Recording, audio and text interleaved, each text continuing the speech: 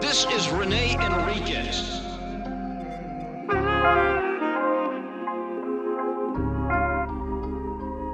Nickname Feuds.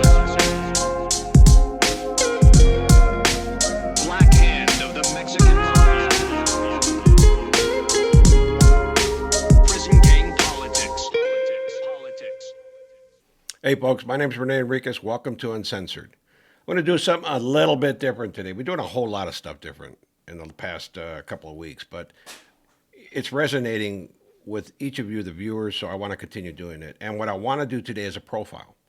I want to do another Mexican Mafia profile on one of my buddies. And this guy was one of my buddies, one of the few guys that I can consider my friends in the organization. And they've done pieces on him ad nauseum, and I don't like any of them.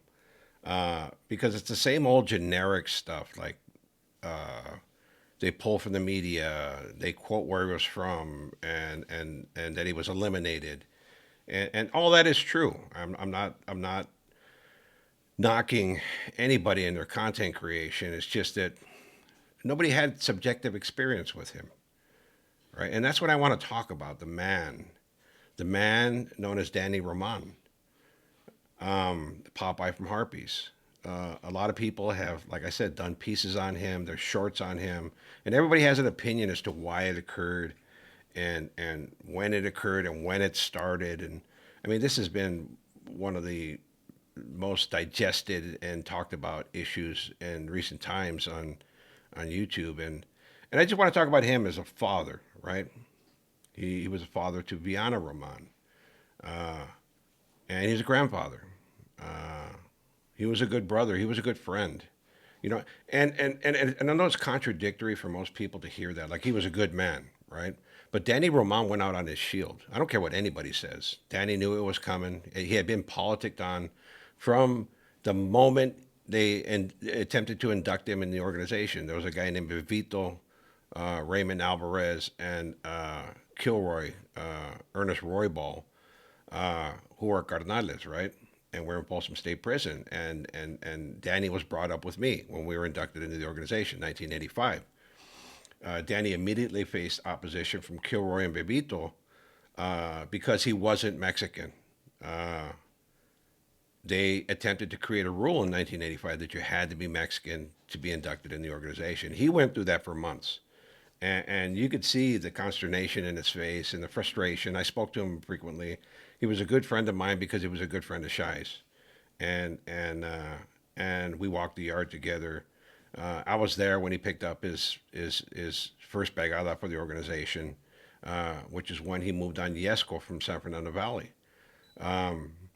He brutalized Yesco in the cell. He went in there with a bone crusher and whacked him multiple times. Actually stabbed him in the mouth and knocked out all his teeth with that shank. It was a brutal hit. And shortly thereafter, Popeye was made. But I want to run a call, actually a video right now of a motel room meeting. Here's an excerpt of Chuco Castro talking about Popeye and Popeye wanting the Carnales to pay back Harpys for an incident that occurred, which Harpys lost something of material value. You'll watch that video now. I got a kite. Some guy came out named West from Pelican Bay. Harpys? I don't know. He was from That's Popeye. What's his name? West. Yeah, I know him. Yeah, that's Popeye's He sent a letter out here, written by Indio, signed by Darrow, and signed by Popeye. Now, these brothers right here are taking the word from a neighborhood and not sending word out here to the brothers. Investigate. And inquire what's happened, what really happened. About Harpys? Yeah, about Harpys. They took the word from Harpys over us. So, brother, they didn't even ask us for our opinion. All they did was, we have to send $1,500 plus 5 cuetes, not to the brothers, to Harpys. And after Harpys massacred one of the best motherfucking road dogs that I have ever had. You know, that's wrong like a motherfucker. Where's the He's all there. Where is it at? Where is it? Who's Harpys? The barrio. Yeah, it's right next door to the flat. When I was out there. Watch out. O conexión. Dealing in kilos. All right? He's supplying Harpys, he's supplying the whole west side. Es un rasero. Okay? One of our pistoleros gets a hold of him and he's got a half a kilo. Now the racero's so fucking scared, he gives it to the pistolero and he tells him, no, I want 2 or 3. You know? No, I want 2. He told him, I want 2. He goes, all right, Tuesday I'll bring you 2. Rocky comes and tells me, I said, you stupid motherfucker, why didn't you take it? You scared the shit out of him. Now you're never gonna see him. He goes, yeah, but he supplies Harpys. So we got a hold of Harpys and told those Harpys, you get that motherfucking wetback and you make him bring fucking 2 kilos like the C said he was. They said, okay, Tuesday, like the Racero said. Sunday, they get a hold of Rocky, all right? Rocky has a Racero in the car, plus 2 dudes from Harpys in the car. Rocky calls Tony and tells Tony, I don't have a pad to take this Racero. We got him. We're gonna get the kilos now. And Tony said, well, keep me calling me back in about an hour or so, half hour. He said, all right. Got in the car from Harpy, said, take him to my pad. When he took him to his pad, they fucking massacred. Oh, that's the last we heard from him. They massacred fucking Rocky. They shot the fuck out of him about 5 or 6 times and they stabbed him over 50 times. Our fucking pistolero. And then we put a light was put on Harpys, okay? The vatos did it, were taken out. But except the Raceros. Because they split. They got on like a motherfucker. Harpys gets a light put on them. So they're getting whacked all over the place in the county, on the street and everything. They start sending money to Popeye and they write Popeye a letter saying that the Carnal is out here for the light on them for nothing. Now Popeye writes and Indio writes a letter out here saying that we owe $1,500 to Harpys and 5 puetes. So you see, early on, he faced a lot of political opposition. These are the titans in the organization. These are the Mexican Mafia members that had palabra, what we call carnales de palabra. They had juice. And I think Popeye was a great carnal. He was a warrior's warrior, a guerrero, right? He was a warrior. But he wasn't a good tactician. The political savvy was lacking in that he was creating a lot of opposition, a lot of incidents that built up finally to what happened. But you'll see that they're discussing him in a angry and derogatory manner in the hotel meeting, which is all Mexican Mafia members present. We ran this video previously, but we're including it here to give you a sense of the opposition that he faced. And, you know, Popeye was with it, right? I mean, he ran his crew. He was indicted along with his daughter. Actually, he was an unindicted co-conspirator in Operation Roman Empire, United States of America versus Vianna Roman et al. And I'm going to run you a clip here in which Vianna is visiting her father and relaying messages. Actually, Danny's relaying messages to Vianna about Minnie. And a lot of people didn't catch this, actually. I was brought on board for this investigation by the FBI and Los Angeles Police Department to do communications analysis. And while watching this video, I recognized the nonverbal gesticulation. Nonverbal gesticulation is when somebody uses like their hands or a facial expression or a gesture to communicate something, right? Here, you're going to see Danny Roman speak about Minnie, right? You're going to watch the video now, and you're going to see him pull his trigger finger. So he's indicating that he wants a person killed when he speaks about this person, right? So por eso es que a lo mejor te dijo que ya no te iba, se iba a ir un rato, porque se iba a ir a visitar a su esposo allá en Mexicali o Tijuana, porque estaba herido.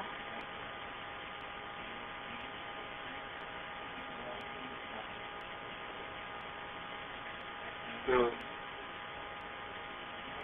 dile cuando le platico yo de quién, ¿qué? Sí, él. ¿Qué dijo? A la minita para que sepa. Okay, I gotta do the appeal on Minnie, but I gotta get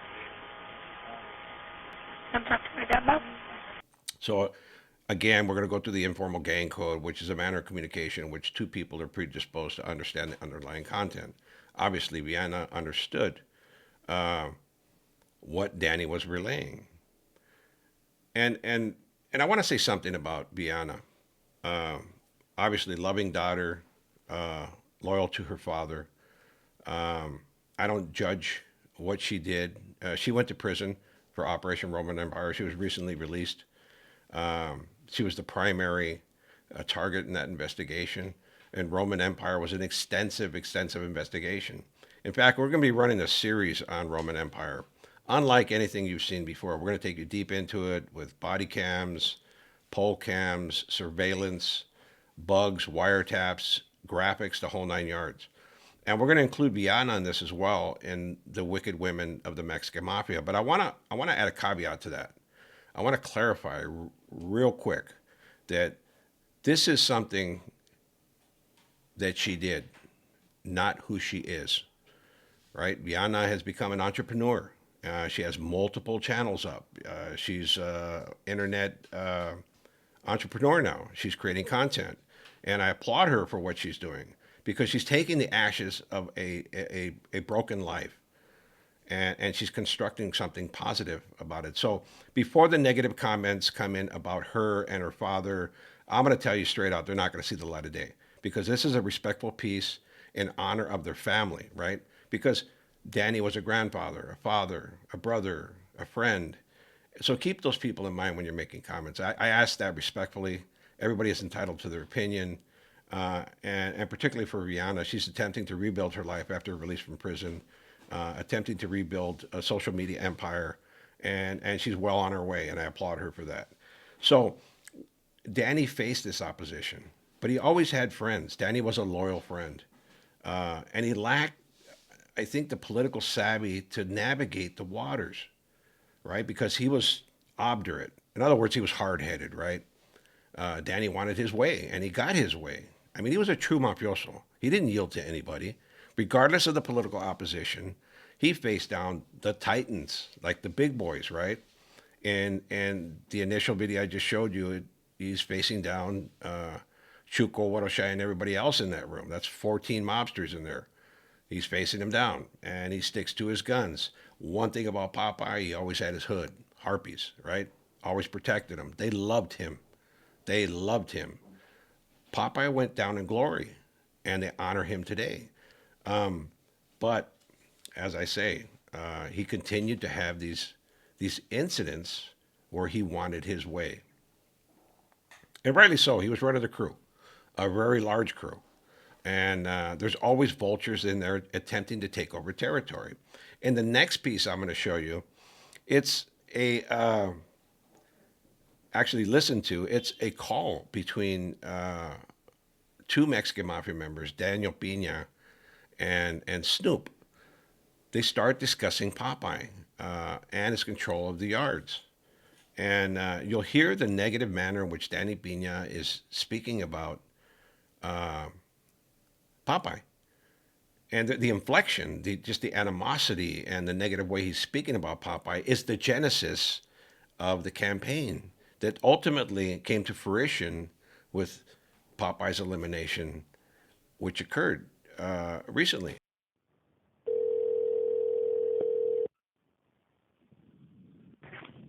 Julius. What's up, homeboy? Who's looking? Looking for Snoopy. What's up? Who's this? Oh, he's coming. Okay. Okay, Daniel. I didn't recognize your voice. I didn't recognize your voice. I mean, Oh, how you doing over there? Okay. How you doing over there? Hey, hey, that day I talked to Popeye the next day, and he said he was in touch with Cricket. who was in touch with Cricket. Popeye said he's in touch with Cricket. See, hey, man, there's something funny going on with this shit, huh? Really? Yeah. All Yeah. of a sudden, With the what? all of a sudden, he has the answer he needed. Go ahead. Yeah, he said that he's in touch with them, and then And so the guy that we have that was doing the collecting for Cricket, right? yeah. All of a sudden, we had a set up while we were going to talk to him. All of a sudden, he doesn't pick up, and then he changes his number. Somebody got to this dude, huh? Now, I'm going another route. That's to get it in city terrorists, right? But I'm telling you, huh, something don't feel right, huh? You know what I mean? Because when I talked to Popeye, when I talked to him, I told him, I'll come here and get the brother expecting, hey, what happened, word? And it was like, you know what, there was no communication at all between them, you know? Yeah. And all of a sudden, the next day, I mean, what? There ain't no problem, and the guy already left up to the fence. You know, Yeah, but here's the thing now. See, now I'm battling for it because Popeye's trying to blast a whole bunch of people. Well, people that might get. That's what I told him. I told him, don't do that. He's threatening everybody. I said, don't do that. The last thing we need is for people to take off diving.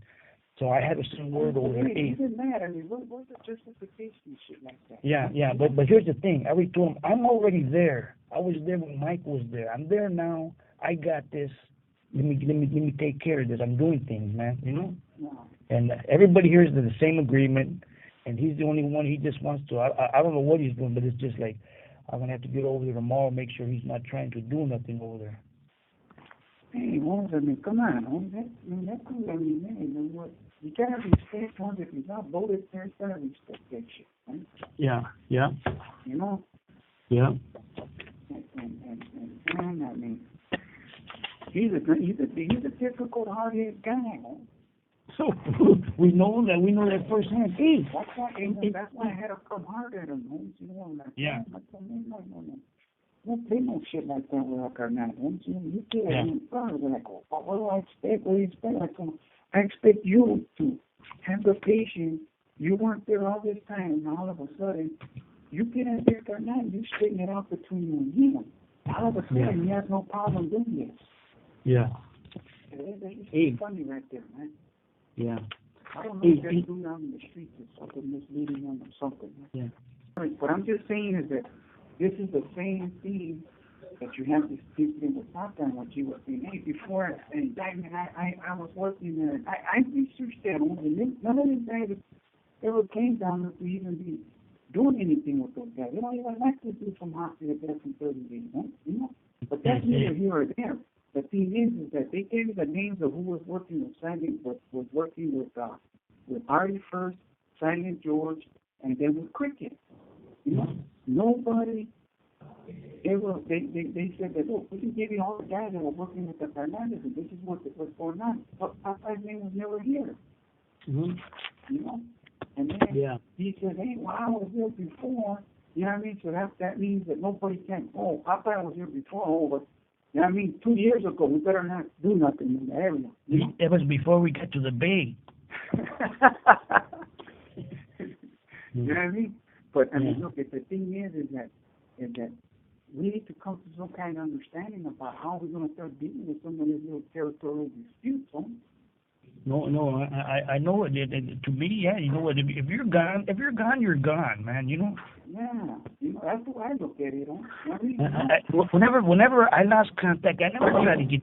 I lost it. Hey, stranger, before I meet stranger from Puente got $500 for you. Where does it go? Who is that? Who is that? Who is that? That's right here. I talk to him all the time. Where did he get it from? He said that he used to do a little collecting for you. Okay, but you know what? I never knew him. Okay, check this out. Give him this address. Give him this address and have it sent over there. Philip Atencio. But ultimately, it ended up in his demise. Popeye was eliminated by a Mexican Mafia member and a Sureño in the recent past, and this is the result of that conspiracy. But nobody's ever really talked about Danny in a glowing way. in a loving way. And that's one of the friends that I had that I cared for. In fact, I cared for Danny so much that about 13 years ago, I made a video for him. I did this for some of the Mexican Mafia members that I knew. After I defected from the organization, I would make videos for them. And the FBI would go show them, or local task force or law enforcement would go show them the video. This was immediately after the indictment in Operation Roman Empire in the United States of America versus Vianna Roman et al. Vianna was facing serious charges. She was facing a life sentence. And I tried to convince Danny to leave the organization because he was facing a lot of political opposition at the time. Even back then, 13 years ago, through his whole career, like I said, this is going to be shown over and over and over in this piece that Danny didn't have an easy life in the organization, but he elected to stay. He elected to die on his shield. He made that decision knowing it was coming, understanding that politics were happening. Even after this video that you watch, you'll realize that I'm telling him, hey, come on over. The water's fine. This is the best decision you can make. I'm happy with the decision I made. And he still elected to remain. How you doing? I bet I was the last person in the world you thought you'd see today. It's me, Rene, 11 years later, and I got to tell you, I'm pretty damn happy. I know that you're facing some real tribulations in your life right now. I was sorry to hear about your daughter, Vianna. It was terrible, terrible. But the reality is you have a chance to do something good for her. When I left the organization, it was pretty difficult, very difficult. It broke me, I got to tell you, I shed tears for about 2 weeks. But after that, I woke up one morning, no more politics, no more worrying. I was able to live my own life. I finally got sober. I became successful, actually. And you have an opportunity before you to do something right for your daughter, for yourself, for your life. I know right now you might be thinking, that rat, how can he sit here and do this and tell me this? But I'm telling you, I've seen some of the stuff that they have on your daughter. And she's facing a life sentence. By making a decision now to assist your daughter, just by walking away from the organization, you can do a great deal for her. It's the one chance that you have to be true to somebody. And in your life, for me, you have to be real with one person in your life at least once. You have that opportunity now for your daughter, for your grandkids. You have a chance to make an impact somewhere and affect somebody positively. I mean, look, in the grand scheme of things, do you really think the mob's going to miss you? Did they miss me? I got 3 life sentences for the organization, and you got 1 yourself. You think that makes a difference? I mean, the organization was here long before we came along, and it's going to be here long after we're dust. The realities of the mob. You've lived it. I've lived it. I mean, we got made together in Folsom. I mean, that was in, 85, 86? So, look, you've given your life to it. You've done your part. It's if you go back to your cell and motherfuck me, that's fine. But I made a decision. Look, if I could convince other carnales to leave the organization, it's the best decision I ever made in my life. People are finally proud of what I do. I'm proud of myself. I've accomplished quite a bit, and you can accomplish some of that too. We can't compare our lives. I mean, we'll probably never see each other ever again. But I hope you do the right thing, Danny. If not for yourself, do it for those that you love, your grandkids, your daughter. I'm so sorry that you have to go through this. But this is how it works. They attack the mob. Law enforcement goes after the mob. And if your family's involved in it, they're going to take them down. And I'd hate to see your daughter get a life sentence, Danny. And you can prevent that, and you can help yourself. I know it's really difficult. It's tearing at you. But I know you've entertained the thought, all of us do. Every smart man considers all his options.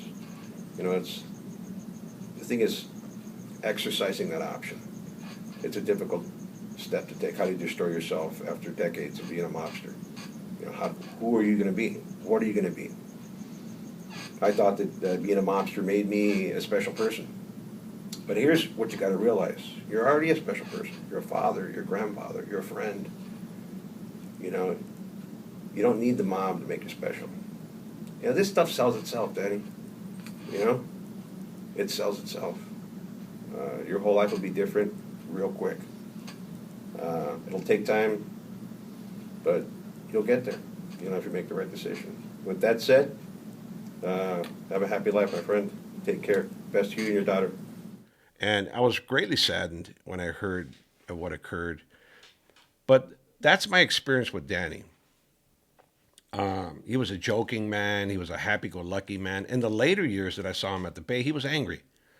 He was angry. He was bitter, and that was reflected in his demeanor. You could see it in his face. That big giant mustache that he had that he never shaved.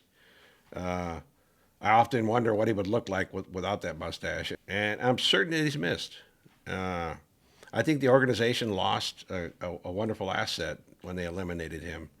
And I know the world did. They lost a great man. And again, to the average Joe who works in 9 to 5, who's never committed a crime, they're probably scratching their head and saying, how can a guy who participates in murder and extortion and the Mexican Mafia be a good man? Well, you have to be part of this world to understand that. And until you have that subjective experience, then I don't think you'll ever understand it. Like, there's relationships that are forged in the fire that remain, you know. And he may have disagreed with my decision to defect from the organization, but I truly wish that he would have taken my advice and left. With that said, folks, that's a piece on Danny Roman. We're going to have more coming. He's going to be all through Operation Roman Empire. I just wanted to give you a thumbnail of some of the kind of stuff we have in Operation Roman Empire. And believe me, you're going to be amazed at some of the material we put out. I think you'll enjoy the series. Keep the comments respectful in the comment section. Remember, he's mourned by his family. My condolences are expressed to his family, his entire family. And there are multiple individuals in his family who still feel his loss and will always feel his loss.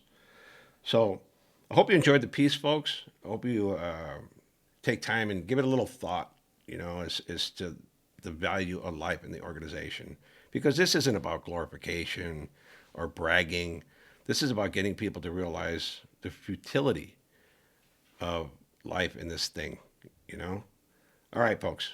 Have a wonderful day. Peace out. As always, like, subscribe, hype this video. Hype, hype, hype, baby. It's all important. I mean, some people can't afford to be members, and we understand that. But you can support the channel by leaving a comment, subscribing, sharing it with a friend. It's all good for the algorithm. Peace out, folks.